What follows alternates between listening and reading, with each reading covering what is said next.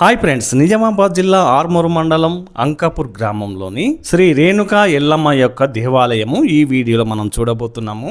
అంకాపూర్ గ్రామం అంటే రాష్ట్రంలోనే ఎంతో ప్రసిద్ధి. ఇక్కడ వ్యవసాయంలో ఎంతో పేరుగాంచింది అంకాపూర్. అంతేకాదు అతి సంపన్న గ్రామంగా గుర్తింపు పొందింది. ఇక్కడ చికెన్ ఫ్రై అంటే ప్రపంచవ్యాప్తంగా ఎంతో మక్కువ చూపిస్తారు.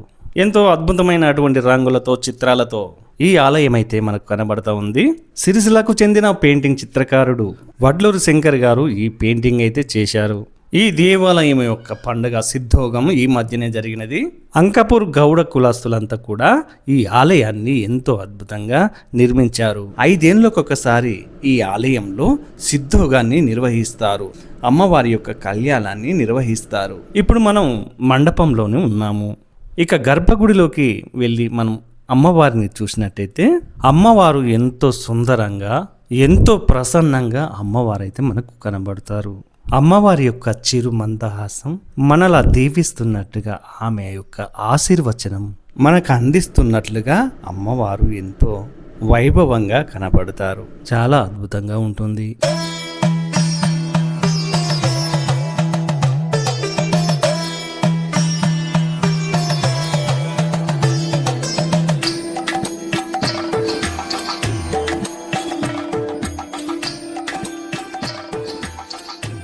ప్రక్కన మునిరాజు, జమదగ్ని మహాముని, మహాగణపతి, చిట్కలయ్య, జంపన్న, డొక్కలయ్య, అలాగే పరశురాముడు, ఇలగౌరు పరివారం అంతా కూడా గర్భగుడిలో ఉన్నారు.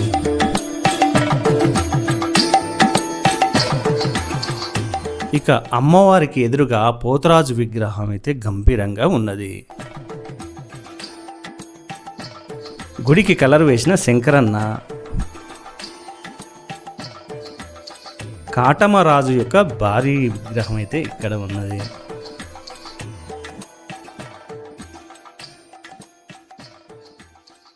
ఇక్కడ తులసమ్మ విగ్రహం, తర్వాత మాతమ్మ గుడి చుట్టూ కూడా డప్పులు, గడపట్టుకుని ఎగరడం, గావు పట్టడం లాంటివి ఈ చిత్రాలు అయితే ఇక్కడ తీసుకున్నారు. మాతమ్మ వారి యొక్క విగ్రహము, ఈ గుడికి సంబంధించినటువంటి ఆఫీసు రూము, తర్వాత భక్తులు ఉండడానికి సౌకర్యాలు ఏర్పాటు చేశారు. గదుల సౌకర్యంతో పాటు ఇక్కడ నీటి సౌకర్యము, విశాలమైనటువంటి స్థలాల్లో భక్తులు ఉండేందుకు అన్ని సౌకర్యాలు ఏర్పాటు చేశారు ఆలయ నిర్వాహకులు. ఇక్కడికి ఆదివారము, మంగళవారం అయితే భక్తులు అధికంగా వస్తూ ఉంటారు. అమ్మవారికి మొక్కులు చెల్లించుకుంటారు. ఆలయ ప్రాంగణం అయితే ఎంతో విశాలంగా, ప్రశాంతంగా ఉంటుంది. ఫ్రెండ్స్, మరో వీడియోలో మరొక ప్రసిద్ధమైనటువంటి ఆలయాన్ని అయితే చూద్దాము. ఈ వీడియో నచ్చితే లైక్ చేయండి, షేర్ చేయండి, మీ అభిప్రాయం కామెంట్లో చెప్పండి.